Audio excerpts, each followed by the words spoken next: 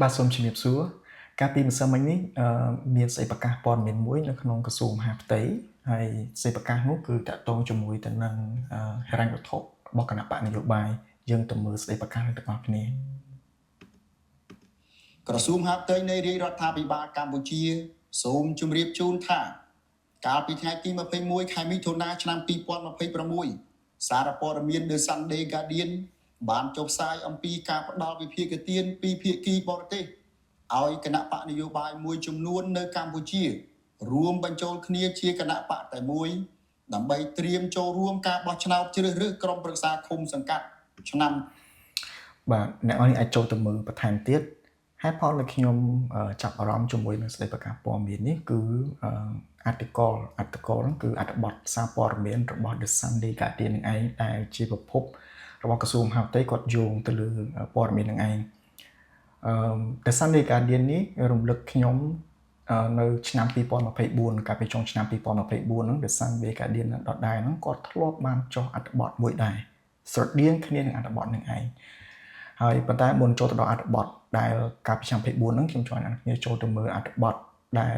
អ្វីដែលក្រសួងមហាផ្ទៃលោកបានដកស្រង់ចេញមកណា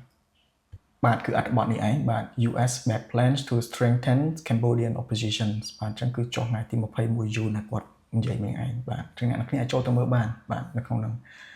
ខ្ញុំអត់ចាប់អារម្មណ៍ជាមួយនឹង content នឹងការផ្សព្វផ្សាយទេអ្វីដែលខ្ញុំចាប់អារម្មណ៍នោះគឺប្រភព The Sunday Guardian ហ្នឹងថាតើយើងទុកចិត្ត The Sunday Guardian ហ្នឹងកម្រិតណាខ្ញុំចាំបានថា The Sunday Guardian ហ្នឹងគាត់បានធ្លាប់ផុស article រឿងដូចគ្នាអញ្ចឹងដែរកាលពីឆ្នាំ2024បាទហើយកាលនោះ Fresh New គាត់យកអត្ថបទមកផ្សព្វផ្សាយដែរយើងចូលទៅមើល Fresh New នេះបាទអញ្ចឹងនៅក្នុង Fresh New កាលនោះគាត់ដាក់ចំណងជើងជាភាសាអង់គ្លេសកាលនោះ Fresh New យកទៅផ្សព្វផ្សាយក៏ជាភាសាអង់គ្លេសដែរបាទ Biden administration backed organization plotting color revolution in Cambodia បាទអញ្ចឹងកាលពីថ្ងៃទី10ខែវិច្ឆិកាឆ្នាំ2024ហើយគាត់យក The Sunday Guardian ដូចគ្នាដែរកាលជំនាន់ហ្នឹងណាបាទអញ្ចឹងនេះគឺជារូបscreenshot នៃ article ដែល Sunday Guardian គាត់ដាក់ពីលើកមុនហ្នឹងឆ្នាំ2024ហ្នឹងបាទហើយយើងចុចទៅមើលថាតើ article ហ្នឹងវានិយាយគាត់និយាយបែបម៉េចបាទអត់ឃើញទេបាទ article ហ្នឹងទំនងថាជាបាត់ហើយប៉ុន្តែកុំទាន់អាយយើង search មើលសិនថាតើ article ហ្នឹងបាត់ឬមិនបាត់ឡើយយើង back មកវិញសិនយើងយក title នេះបាទយើងយកប្រធានបទនៃសារព័ត៌មានយកទៅ search បាទអញ្ចឹងដល់ពេលយើង search នេះគឺជាប្រធានបទ Biden's administration backed organizations plotting color revolution in Cambodia បាទយើងយកមក search មកថាតើមានខាងណាចុះខ្លះអញ្ចឹងទៅណាបាទអញ្ចឹងយើងមើលទៅ BBC ចុះមកតែ2017មិន relate អត់តាក់ទងទេបាទមាន press leader នេះមានមួយដែរបាទ quote ពី The Sunday Guardian បាទកាលហ្នឹងមានបាទខ្មែរ Time ចុះដែរហើយប៉ុន្តែកាលហ្នឹង US Embassy គេ deny បាទដូចគ្នាដែរបាទបាទអញ្ចឹងនៅខាងលើនេះគឺមានដូចគ្នាដែរខ្មែរ Time គាត់ចុះដែរ Fresh News គាត់ចុះដែរខ្មែរ Time ចុះកាលពីឆ្នាំ2025មានមួយទៀតអញ្ចឹងយើងមើលទៅគឺអត់ឃើញមានចុះនៅលើ The Sunday Guardian ទេអញ្ចឹងអត្ថបទហ្នឹងបើសិនជា title ហ្នឹងរបស់ Sunday Guardian មែនគួរតែ load នៅលើ Sunday Guardian មិនអញ្ចឹងណាយើង search មកទៅវាឃើញភ្លាមតែម្ដងអានេះអត់ទេ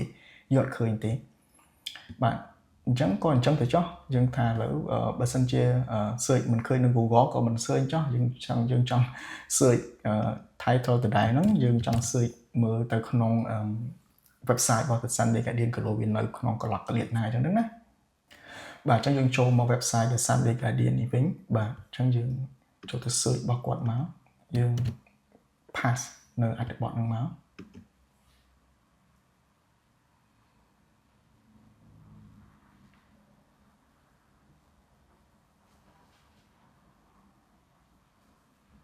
បាទនេះយើងឃើញ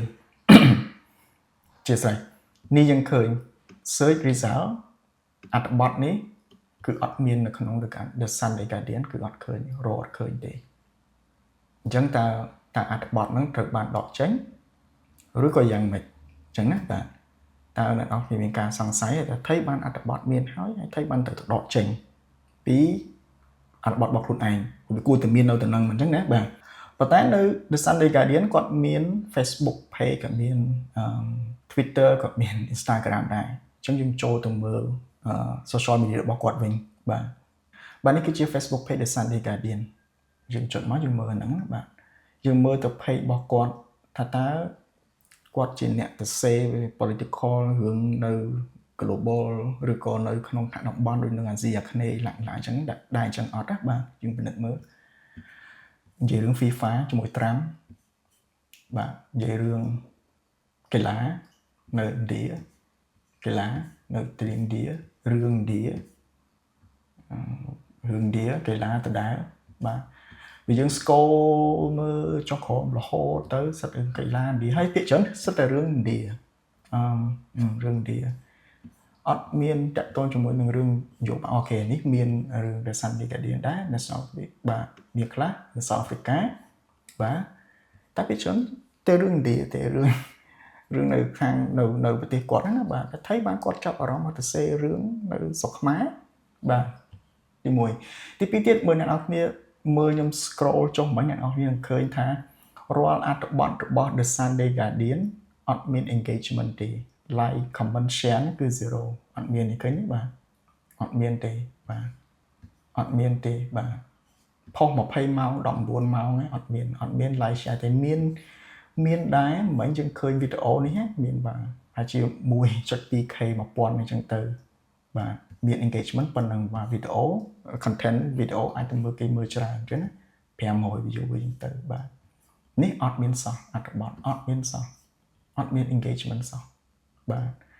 ហើយយើងទៅមើល Facebook page របស់ The Sunday Guardian ទៀត1លាន follower ប៉ុន្តែអត់មាន post ទៅអត់មាន engagement ច្រើនទេហេតុអីយើងចុចទៅមើល The Sunday Guardian នេះគាត់ create នៅថ្ងៃខែប៉ុណ្នេះបាទ2ឆ្នាំមុនសំទោសកាលពីឆ្នាំ2022យើងចូលទៅមើល transparency page ថាវាស្រ័យថាតើអ្នកណាគេខ្លះកាន់ page ហ្នឹងបាទ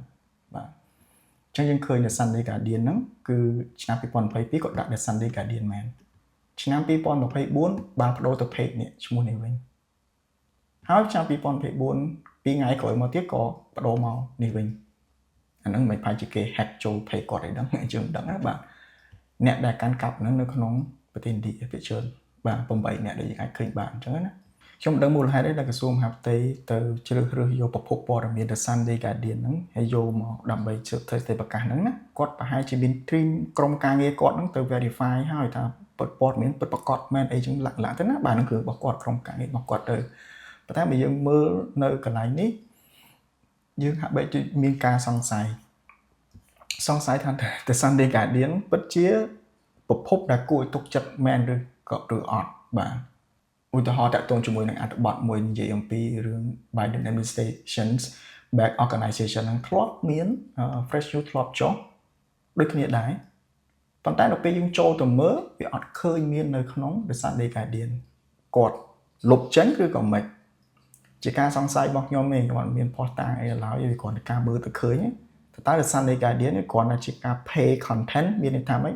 យកបង់លុយឲ្យទៅដើម្បីឲ្យទៅសេអត្ថបទហ្នឹងឲ្យយើងហើយទុកនៅនឹងមកសន្ទុះទៅហើយបន្ទាប់មកទៀតមកក៏ដកអត្ថបទហ្នឹងចោលទៅខ្ញុំមិនដឹងទេបាទវាជាការសង្ស័យរបស់ខ្ញុំទេខ្ញុំអត់មានផុសតាងគ្រប់គ្រាន់ក្នុងការបញ្ជាក់រឿងនេះទេប៉ុន្តែអ្វីដែលខ្ញុំឃើញនៅកន្លែងនេះគឺវាអត់ឃើញមែនអត្ថបទហ្នឹងគឺបាត់តែម្ដងបាទយើងឃើញមានសំណាក់នៅលើ fresh news ហ្នឹងគាត់ចុះឲ្យយើងទៅណាបាទដល់ពេលយើង click ទៅមើលមែនតើក៏បាត់អីចឹងទៅអត់ឃើញចឹងដែរហើយបើយើងទៅមើល Facebook page របស់គាត់វិញគឺគាត់មាន1លាន follower ប៉ុន្តែអត្ថបទរបស់គាត់ហ្នឹងគឺអត់មាន engagement ទេ like share comment អីហ្នឹងអត់មានទៅទៀតបាទអញ្ចឹងណាវាមានសង្កត់ថាតិចតួចហើយមានវីដេអូទៀតហើយទៅមើលអត្ថបទរបស់គាត់ភាគច្រើនគាត់និយាយទៅពីប្រទេសឥណ្ឌាទេហើយរឿងនិយាយទៅពីរឿងឥណ្ឌារឿងកីឡារឿងអីចឹងទៅណាហើយដល់ពេលយើងហើយថៃបានគាត់មកចាប់អារម្មណ៍រឿងស្រុកខ្មែរណាវិញអញ្ចឹងរឿងគោលនយោបាយស្រុកខ្មែរវិញជាការជាសំណួរទេបាទហើយដល់ពេលយើងមើលទៅវាច្រឡំជាមួយឈ្មោះ The Guardian របស់អង់គ្លេសដល់ពេលតាពិតគាត់នៅណាគាត់នៅឥណ្ឌា page របស់គាត់នេះបាទនេះនៅឥណ្ឌាទេបាទចឹងរឿងទី2ហ្នឹងដែលខ្ញុំចង់ចែកម្លែងគឺ page មួយទៀតឈ្មោះហៅថា The New York Editorial ខ្ញុំឃើញមិត្តភក្តិខ្ញុំ share ច្រើនដែរនៅក្នុងព័ត៌មានចេញពី page នេះមកណាបាទ Facebook page ហ្នឹងយើងមើលនៅក្នុង page ហ្នឹងទៅឃើញផុសពីរឿងប្រទេសកម្ពុជាយើងហើយចំនួនខ្មែរថៃយើងច្រើនបាទដូចគ្នាដែរបាទហើយបើយើងមើលនៅក្នុងនេះទៅ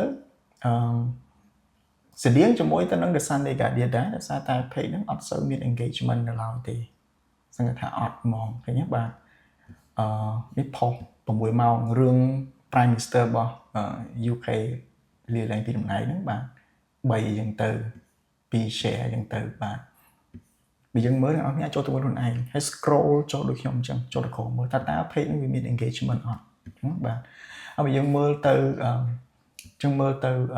នួន follower វិញ 48k វាច្រើនគួរសមដែរថាថៃបានអត់សូវមាន engagement អញ្ចឹងបាទគាត់បង្កើតឆ្នាំ2023អញ្ចឹងបាទហើយ transparency page របស់គាត់អូខេនេះយើងមើលបន្តទៅទៀតអញ្ចឹងអ្នក responsible របស់ page ហ្នឹងគឺនេះបាទក្រុមហ៊ុនមួយនេះហើយសម្រាប់ឯអ្នកដែលកាន់ page ហ្នឹងមាននៅអាមេរិកផងមាននៅបង់ក្លាដេសផង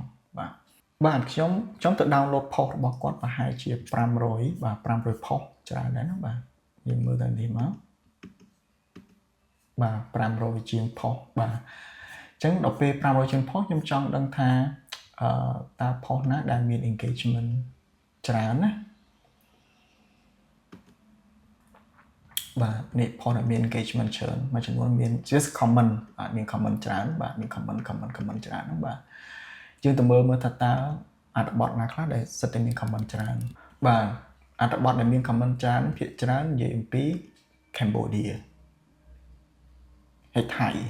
Cambodia ហើយនឹងថៃ Cambodia ថៃអញ្ចឹងទៅណាបាទចូលទៅមើលខ្លួនឯង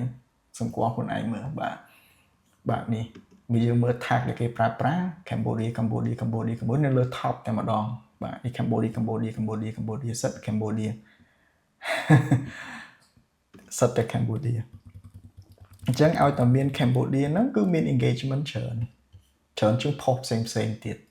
បាទចឹងមួយទៀតគឺតកតងជាមួយនឹងព័ត៌មានរបស់គាត់ព្រោះថាយើងទៅមើល Facebook របស់គាត់ page នេះព័ត៌មាននេះចោះបាទយើងទៅមើលថាតើមាន website មាន article មានអីទេបាទយើងចូលទៅមើលទៅអត់មានទេមិនអញ្ចឹងណាយើងគិតថាគេលោកគេប្រកបអា link ទៅ URL អានព័ត៌មានបន្ថែមនៅមានហ្នឹងអត់មានទេឃើញទេជាទូទៅនៅដាក់នៅលើនេះបាទតែអត់មានទេអញ្ចឹងគាត់គ្រាន់តែ post ជា post ទេគាត់អត់មានទៅ share ជា article ទេអញ្ចឹងទៅមើល website គាត់វិញបាទអញ្ចឹងយើងទៅមើលទៅ website គាត់នេះ website គាត់ដាក់ឲ្យបាទ The New York Editorial ចុចមកបាទ look like this domain isn't connected to the website yet អញ្ចឹងមានតែ domain ប៉ុន្តែអត់ connect ទៅ website ទេបាទប្រើ wax អីចឹងទៅណាបាទអត់មានទេអត់មាន article ហ្នឹងទេបាទអញ្ចឹងតើThe New York Editorial ហ្នឹងជាផ្នែកមួយនៃប្រភពដែលគួរឲ្យទុកចិត្តអត់កុំតន់ជឿខ្ញុំអ្នកនរគ្នាចូលទៅមើលខ្លួនឯង page ទាំងពីរ page នេះហើយវីដេអូដែលខ្ញុំជំរាបប្រាប់ទាំងពីរនេះFacebook page នេះប្រភពទាំងពីរនេះអ្នកនរគ្នាគួរតែចូលទៅមើលខ្លួនឯងហើយអាចពិនិត្យមើលខ្លួនឯងថាតើអ្នកនរគ្នាពិតជាទុកចិត្តនៅលើប្រភពព័ត៌មានពីចេញពី page ទាំងពីរនេះខ្ញុំទុកអានឹងឲ្យអ្នកនរគ្នាក្នុងការពិភាក្សាហើយនឹងពិចារណាលើខ្លួនឯងចុះសម្រាប់អ្នកកសែតដែលមានអាជីពវិជ្ជាជីវៈខ្ញុំមិនដឹងថាតើពួកគាត់នឹងដកស្រង់អត្ថបទសារព័ត៌មានដែលចេញមកពីប្រភពបែបនេះដែរឬទេយកទៅផ្សព្វផ្សាយបន្តអញ្ចឹងណាបាទខ្ញុំមានតែប៉ុណ្្នឹងទេហើយជួបគ្នាវីដេអូបន្ទាប់